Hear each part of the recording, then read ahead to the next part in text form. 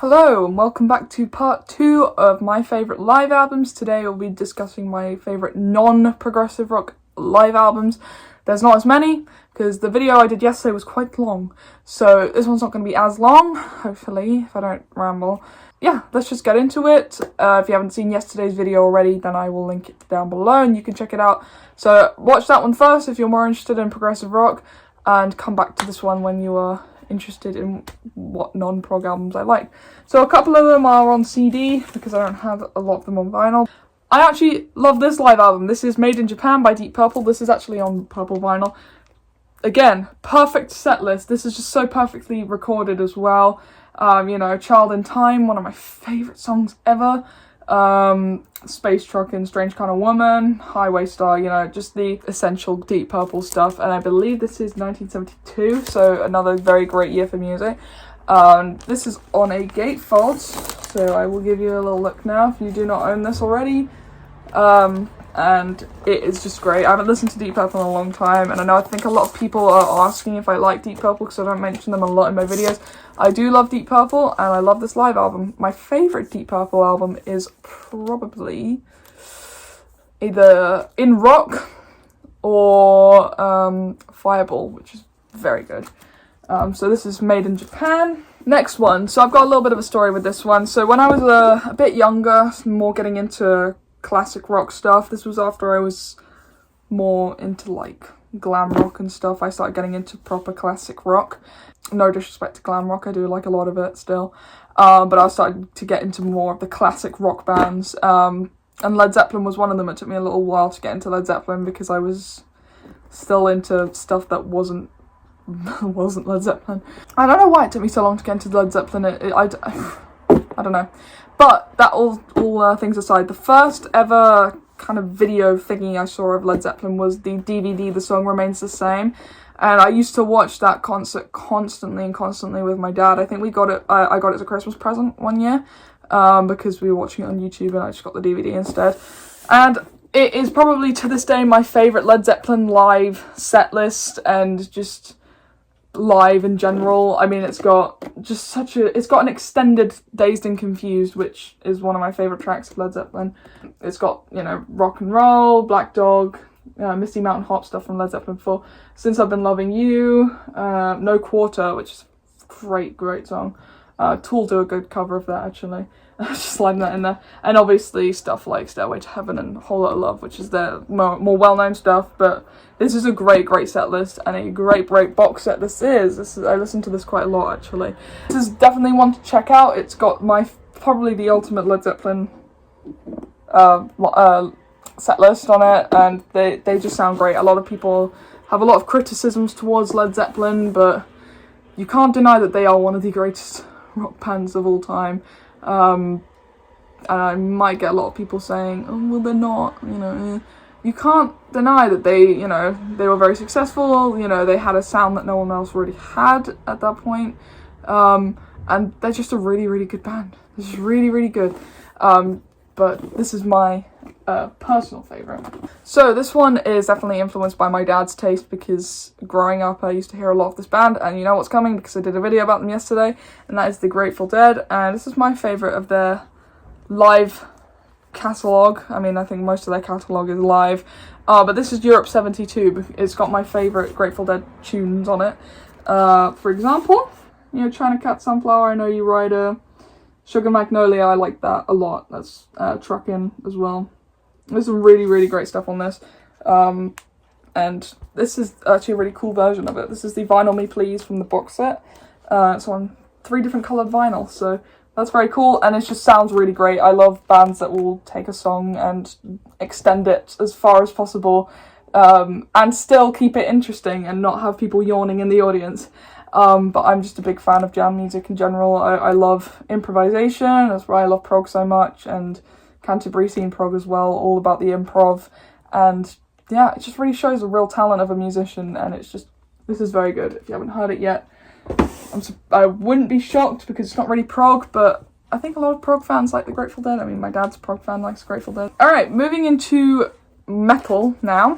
I've got a couple of metal live albums that I'm going to be showing. So the first one here is Metallica, S&M 2. I actually went to the cinema to watch the premiere, I guess, of it.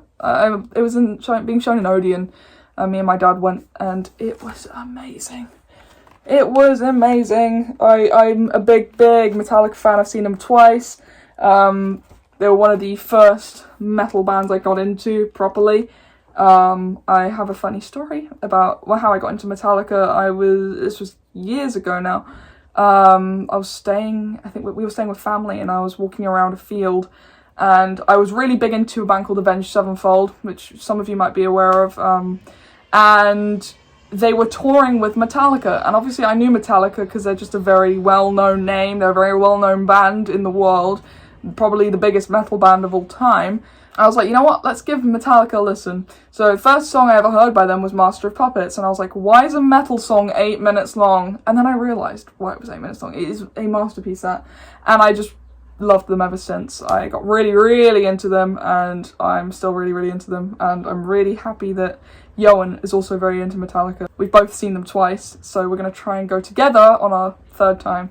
Anyway, so the reason I love this so much is because if you're not familiar with the S&M duo that they did one in the 90s, and then this was a very recent one. They composed all their music to like an orchestra, so they adapted their music to fit with an orchestra, and it sounds wonderful. So for example, Foom the Bell Tolls, the Call of Cthulhu, which sounded amazing on this, Moth into Flame, which is from Hardwire, which is their newer album, and they play No Leaf Clover, which they actually wrote for the symphony, which sounds so good. I actually was lucky enough to see them play No Leaf Clover live. I wasn't at this because this was in San Francisco and I do not live in the US, but when I went to see them at Twickenham Stadium in 2019, they played that, and I was surprised they played that because I was under the impression they only played that with the orchestra, but my god, it sounded amazing. The Unforgiven 3, which is from Death Magnetic, which is very, very good. 1, Master of Puppets, and they finished with Nothing Else Matters and Enter Sandman, which are the well-known Metallica tracks. This is such a great live album if you're into metal. Definitely check this out. I know a lot of people have their own views on Metallica. I love them to death. But definitely give this one a listen. It's actually weirdly very slightly proggy in the sense that it's kind of more orchestrated, or an orchestra-based sound, but it's still very much a metal album. And the other metal live album, you knew this was coming. They are my all-time favourite band. They're my favourite band. They've been my favourite band since I was in secondary school. Iron Maiden, and this is Made in England 88. They have remained my favourite band for so long throughout all the phases that I've had with music, whether it be prog, whether it be metal. They have stuck by me. Iron Maiden, I listen to them still to this day a lot. And the reason this is my favourite live album is because in 1988 they released Seventh Son of a Seventh Son, which is my favourite Iron Maiden album. Probably one of my favourite albums of all time, up there, in my top 10 at least. Because they open with Moonchild. And that opens Seventh Son of Seventh Son, if you know the album. And it is a fantastic song and a great opener. And the live version on this sounds so, so good. Sadly, this copy is picture disc. And it doesn't sound as good as the Spotify version. I know.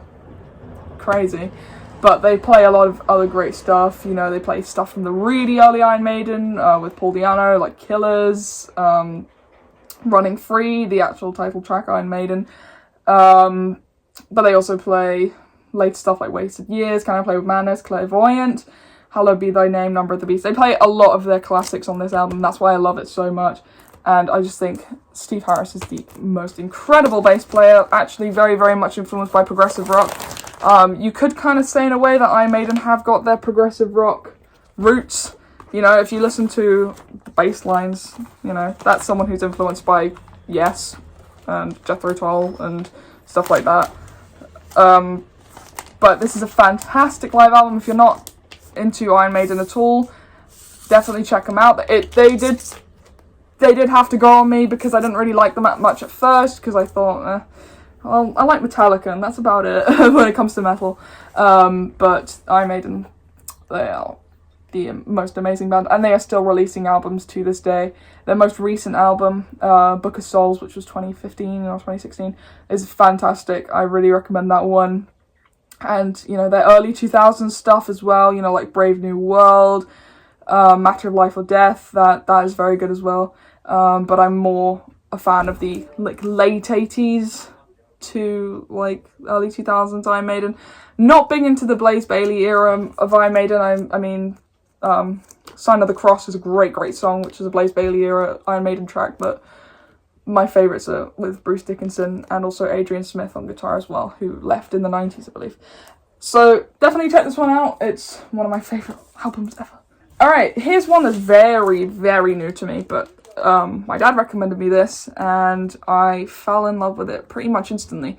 And this was, as I said, very recent, and I'm really, as you know, I'm really much into my progressive rock. This is the complete opposite of progressive rock. It's for a raw blues rock, really great stuff, and that is Humble Pie, Rockin' the Fillmore, and this is very good. This is so good. I love it so much, and especially the long part of this album, I Walk in Gilded Splinters, which is so good. Oh my god. But this is very good, and I love it a lot. It's just very raw energy, great. I don't know how to describe it other than great, because you just got to listen to it to understand where I'm coming from. But it's fantastic, and one to check out if you're into like blues rock, and if you're into like that kind of American sounding blues rock with a little kind of, I don't know how to describe it, like a little, like, not country, but like jam band kind of twang to it. Definitely this one is the one to check out. It's very good. So the next one, and this is the last for the vinyl section of the video, is A Night at the Odeon by Queen, and this set list, oh my god, it is so good. It's mainly rooted in their first 3 albums, so the first Queen album, Queen 2, and Sheer Heart Attack. You know, they actually do play a bit of Bohemian Rhapsody on here, but A Night at the Opera wasn't released, I don't think, at this point. It's got Killer Queen, March of the Black Queen, which is my favourite from Queen 2, Keep Yourself Alive, Liar, Brighton Rock, Now I'm Here. That opens the set list. It's a fantastic and a live album, and I know a lot of my subscribers don't like Queen very much, and I'm sorry I talk about them so much, but I kind of grew up with them, and they are a very important band in my life. And this is just a fantastic set list, and if you don't like the more poppier side of Queen in the 80s, then definitely check out their earlier stuff. It's more kind of proggy, rock orientated, and yeah, this is fantastic. So definitely check this one out. Lastly, we're going on to the CD section of the video. There's only 2, but the first one, this is a Radiohead live album. As you guys know, I've said this many a time, I grew up with Radiohead. They're a very important band in my musical journey, and I'm a big fan even to this day. My favourite Radiohead album is probably Kid A at this point. I've listened to it so often. But this is I Might Be Wrong, and this is live recordings. I mean, it has everything in its right place, which is one of my favourite songs of all time. Idioteque, National Anthem, stuff like that. It's really great, this. And if you don't really know much about Radiohead, I'm surprised if you're from this country and you've managed to avoid them. I don't know how. They are a very odd band. They do come under the indie rock category, although I don't really think that they are really indie rock, because they are so experimental there, and when it comes to stuff like Kid A and parts of OK Computer. But I guess the indie rock thing comes from their more early stuff, like Pablo Honey, The Bends. Even The Bends is a bit more progressive than that. But they are not really an indie rock band. They are more of like a, not neo-progressive rock, but like, if you took, it's like the opposite of Britpop, really. It's what Britpop probably wanted to be like. But this is very good, and I'm a big fan. And the very last one, this is another one my dad showed me that I didn't really appreciate as much when I first listened to it, because when I was getting into this side of music, live albums weren't really my concern. I was more into getting into the studio side of bands, because I wanted to know the songs before I listened to a live version, especially if the band is a jam band and they tend to extend their songs. So that's why it took me a long time to really get into the Grateful Dead live stuff, because I wanted to be familiar with the studio stuff first. But when I heard this one, I loved the live versions more than I loved the actual studio recordings, and that is the Allman Brothers live at the Fillmore East. And this is a lot of people might be surprised about this, because this is one that my dad loves, and one that kind of rubbed off on me, because I don't know, there's something about it that I really like. I don't really know, but Whipping Post is probably my favourite on this. It's great song, and it's a really long version as well, so I'm a big fan of that. Stormy Monday, In Memory of Elizabeth Reed. These are some really, this is a great set list. This is actually a Japanese pressing as well, copy on CD. But I highly recommend this to anyone who's into that kind of American rocky, jammy stuff, like the Grateful Dead, but with a bit slightly more country-ish feel to it, like country rock. I don't know, it's not really country, it's more like jam, but it's, I don't know. It's very good, just listen to it. I don't really know how to describe it because it's that good. It's that good. If I don't know how to describe something, I consider it really good. So I was in the middle of editing this video and I realised I forgot one of the live albums that is actually very important to me personally. I'm just getting it out now, and that is Live and Dangerous by Thin Lizzy. I can't believe I just forgot this one. It is such a fantastic live album. The set list is just amazing. I mean, Jailbreak, Dancing in the Moonlight, Emerald, Rosalie, Thin Lizzy at their finest. This is such a great live album. I'm a big Thin Lizzy fan, and so is my mother. My dad isn't so much, but me and my mum love him a lot.